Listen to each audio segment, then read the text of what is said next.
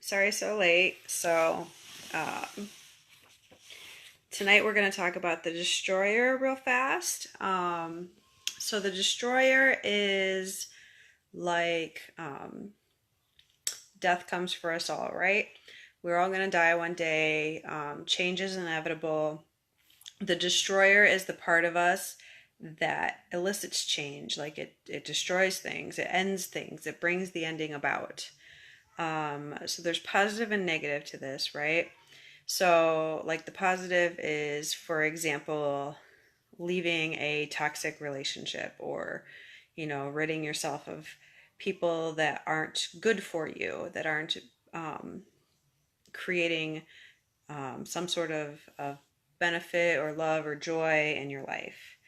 Um, that would be an example of the destroyer in a positive way. In a negative way, the destroyer is like someone who murders or um, destroys their relation, like that toxic person. They're destroying their relationship by being toxic. Um, it's toxic behavior. It's their shadow side coming out. Um, so like there's a lot of stories about the destroyer. Like often the villain you see will have their destroyer coming out in some manner. They're creating an ending or trying to bring about an ending of some sort, trying to kill, murder, maim. Um, the goddess Kali, she's a well-known destroyer goddess. Not always a bad thing to be a destroyer.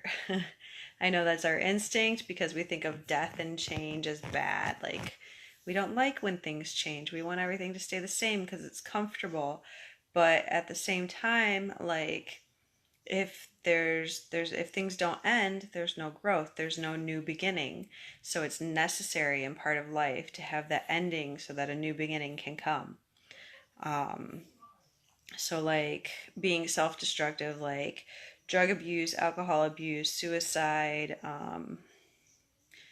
being destructive towards others, where you're abusive or doing harmful things to them, that is the shadow side of the destroyer coming out.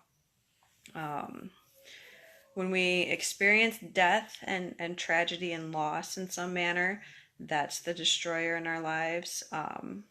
It sucks when it does happen, but at the same time, without that destroyer side, we can't, move forward and grow as a human being. We need to lose things in order to learn to let go and create something new. Um, when, like, we're going to go back to the example of like middle age where we all realize that we're going to die one day, right? The destroyer can come out in multiple ways. Like that realization itself is the destroyer speaking to you. And then we often start creating a bunch of changes to our life. We're ending old things to begin new things. We're destroying our old life to create a new one that's more aligned with us because we realize that we're going to die one day and we don't want to waste our time. Um, or for some people, they become extremely self destructive and do a bunch of crazy things and, you know, ruin their life. Which, I mean, it depends on your perspective too, because what might be ruined to one person may not be to another. So, um, but when you reach the high level of the destroyer, you have the ability to let go of things without that conflict. Hi, Des. I'm doing short live stream tonight because I know I got it's late and I've got to get up in the morning. But so the exercise that I have for the destroyer is I want you to imagine your life starting from conception to birth to childhood to adolescence. Hi. um, through through adulthood, middle age, old age, and then finally to death. And then you're going to imagine, being buried and rotting, or, being cremated and your ashes spread out, letting the wind take them and carry them around the earth. And you're just going to kind of sit in that feeling and that emotion of death and destruction for just a moment before you start looking to how rebirth comes in whatever way that you believe that would be conducive to you and your what you believe in. So, like, for example, Christians, there's Jesus died on the cross and was reborn. He was risen from the dead, and then so like maybe for a Christian, hi Kendra. So maybe for a Christian, it might be like being reborn in heaven.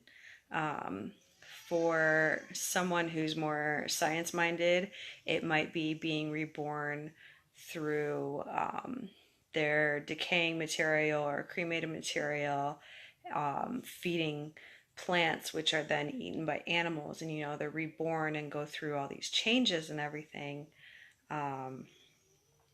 into a new form. Or like, I'm trying to think of another example.